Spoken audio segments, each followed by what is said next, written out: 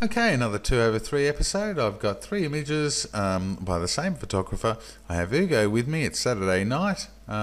He hasn't seen any of these images. I'm springing them on him, and no amount of wine is going to save him. So I'm going to start the clock, 5-minute clock, 4-minute bell to tell us to kind of wrap it up.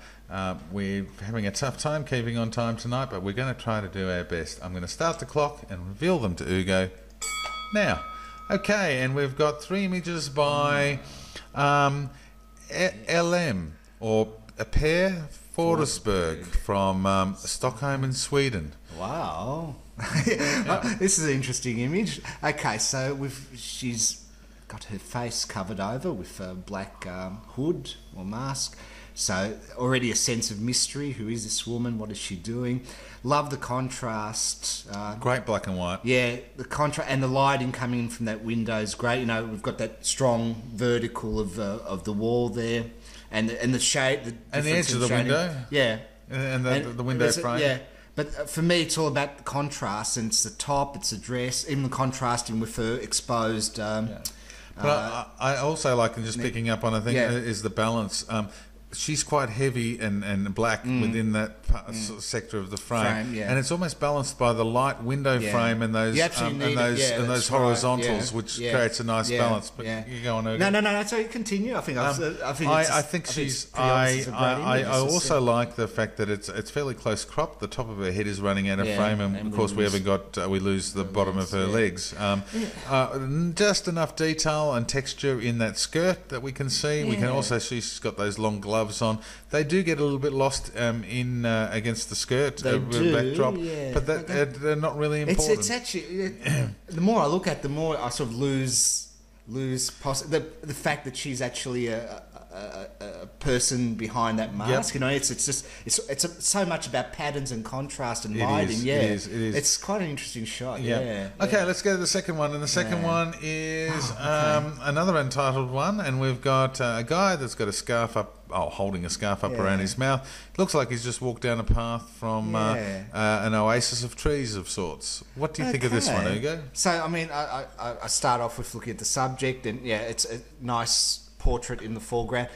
What's interesting is, so we've got a path that directly leads from behind him to the trees in the background, and I think the scarf almost mirrors that path to an extent. So you've lost me there, Ugo. Oh, see that scarf? How you've got the ends of the scarf coming down over his shoulder. I mean, that mirrors the edge of the path, I think, and sort of almost leads you into it. I mean, that's just but I mean, regardless, great. Again, portrait, if you could call it a portrait. You know, the focus is on him. He's got an interesting pose with the hands sticking up, and his the rest of his body's cropped out. I really like this. Okay, I see a guy that's just come down a path from an oasis of trees. He's got his scarf over his mouth, his head cocked to the side. I think it's all wonderfully rendered, but I am trying to draw a connection between his expression and what may have occurred, what may have occurred up inside those trees.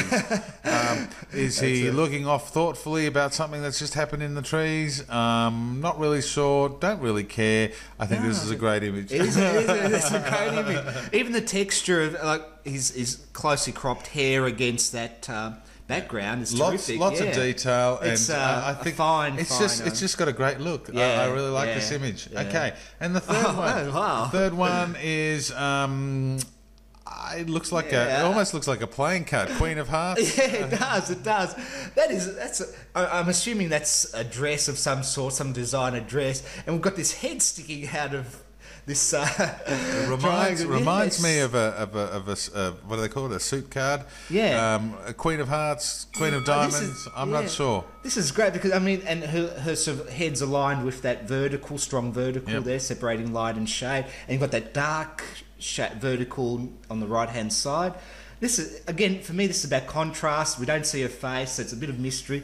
It's a very I get it.